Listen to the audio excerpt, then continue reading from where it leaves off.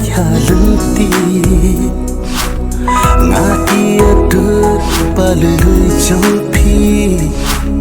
nga yap matang hala dehi